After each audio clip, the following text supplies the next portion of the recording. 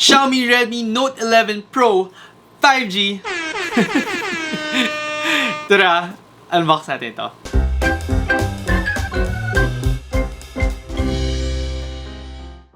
Anyway guys, so ayun nga, kakalabas lang ng Redmi Note 11 series at ayun, syempre nagpalit ako ng damit para kunwari ibang araw ako nag-shoot.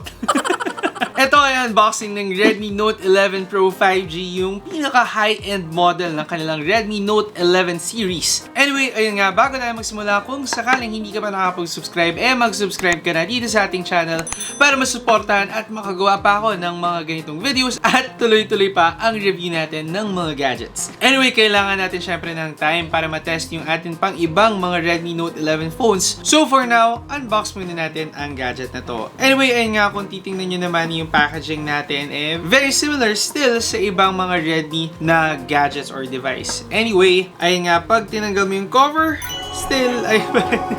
Ano pa nga ba masasabi ko? Ayun pa rin, andun pa rin yung ating compartment, and sa loob niyan, dapat nandito yung ating SIM ejector tool, ayan. Tapos, dapat nasa loob nito, ayun, medyo memorize na natin. yung kanyang mga documents. Ayan, yung mga documents natin. So, tatlo yan. Meron tayong user guide, ayan, quick start guide, yung kanyang safety information, tapos ito, yung warranty card. So, tatlo yan. Tapos, ayun, still, unfortunately, ayun nga, same sa ating ibang mga Redmi Note 11 series phones, yung ating screen protector, hindi rin naka-attach sa ating phone or hindi siya pre-attached. So, ayun, kailangan nyo nga lang i-note kayo ang maglalagay niyan or ipapakabit nyo sa iba pang tao pa. Tapos, ito ang ating jelly case. So medyo, sabihin ko na agad, medyo napansin ko kakaiba yung jelly case niya kasi may pagka-flat yung sides natin. Very similar doon sa mga ibang phones na nire-release this year na lahat sila nagpa-flatten na yung mga edges.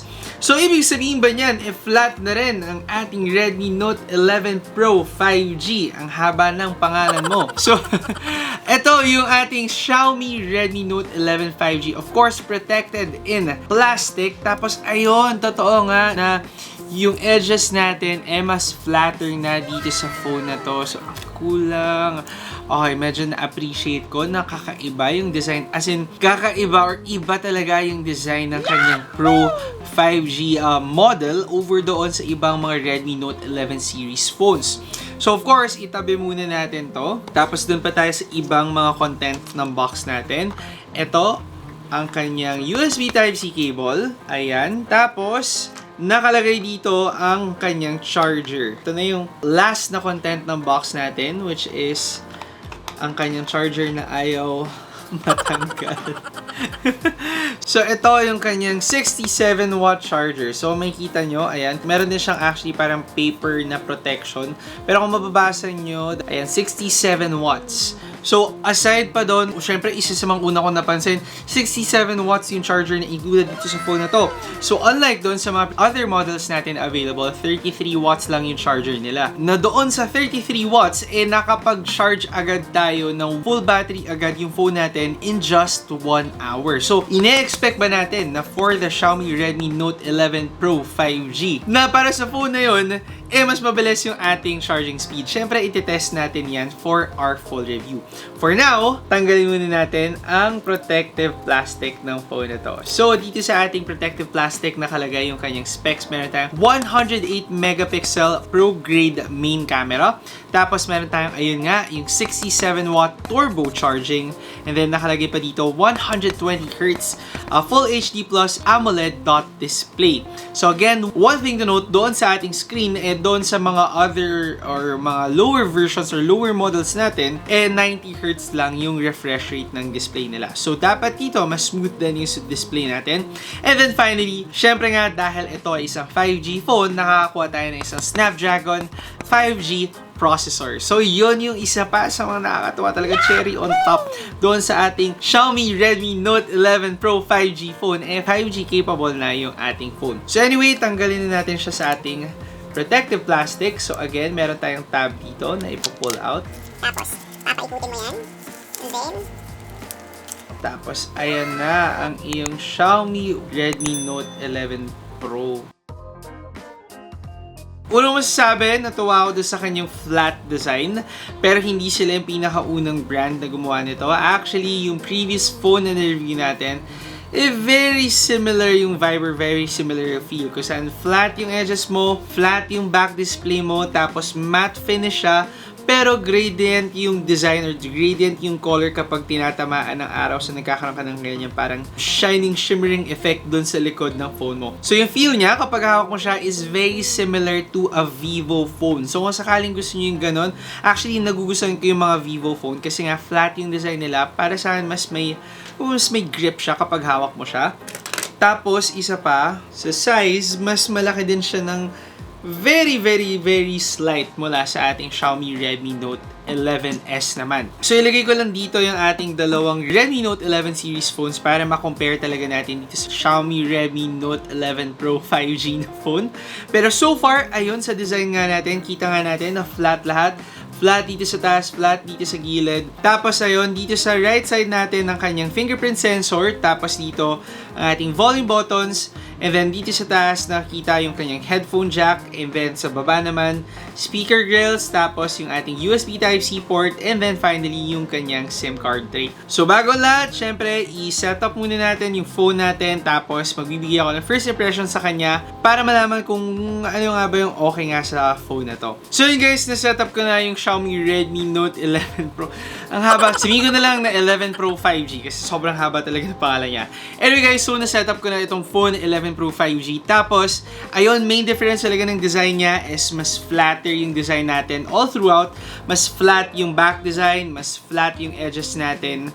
Tapos, ayun nga, mas rectangular din ata yung phone natin. So, parang mas malaki siya. As in, mas random mo na mas malaki siya. Kahit hindi super laki yung difference talaga over doon sa ibang mga Redmi Note 11 models. Tapos, ayun nga, unahin muna natin mula sa kanyang fingerprint sensor kung gaano ka snappy yung Redmi Note 11 Pro 5G. So, nakakatuwa naman yung responsiveness niya. Tapos, yung screen natin, ayun, 120Hz display. So, mas smoother siya. Actually, ang swabe. Ang swabe ng refresh rate natin. And then, syempre, tingnan natin yung camera ng ating Redmi Note 11 Pro 5G.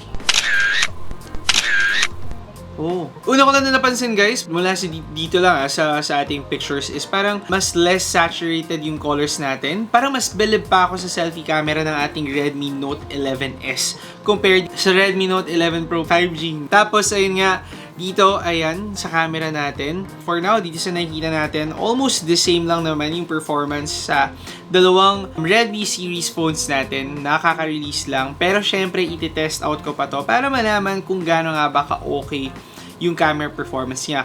Of course, sa specs, on paper, marami tayong improvements na nakukuha on this phone as compared doon sa mga non-Pro models niya. Of course, meron tayong 5G na chipset dito giving you 5G capabilities.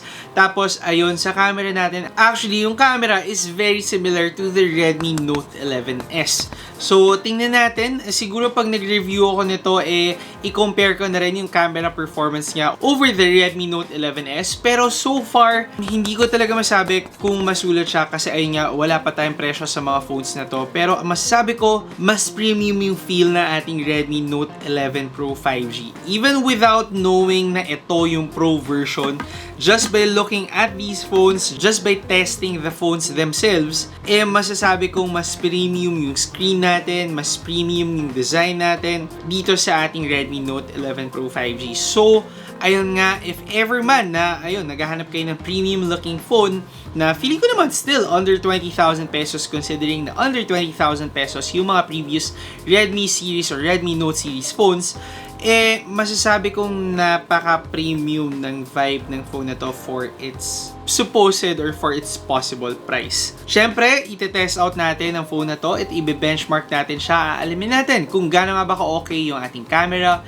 yung ating gaming performance, yung ating charging dito sa ating Redmi Note 11 Pro 5G. Ngayon, kung may mga questions kayo or gustong malaman about this phone, i-comment nyo na lang yan para hopefully ma-discuss natin dito sa ating in-depth review para dito sa phone na to. So far, masasabi ko nga, ito yung pinaka-classy out of all the Redmi series phones. Tapos, natuwa naman ako dito sa mas edgier design ng ating Redmi Note 11 Pro 5G. And then finally, masabi ko lang, wishing na sana lang talaga yung packaging ibahin na naman ng Xiaomi. Or ewan, siguro sticking sila sa design nila kasi nga medyo iconic na rin for Xiaomi yung ganitong itsura ng box. Ayun, masabi ko lang medyo gusto ko na ng mas bagong box design para sa mga Xiaomi Redmi series phones.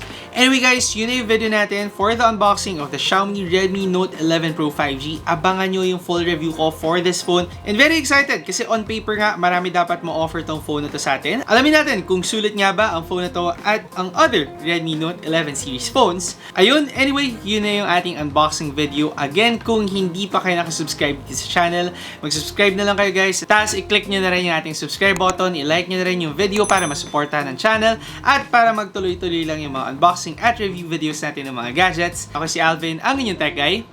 See you next time. Ingat!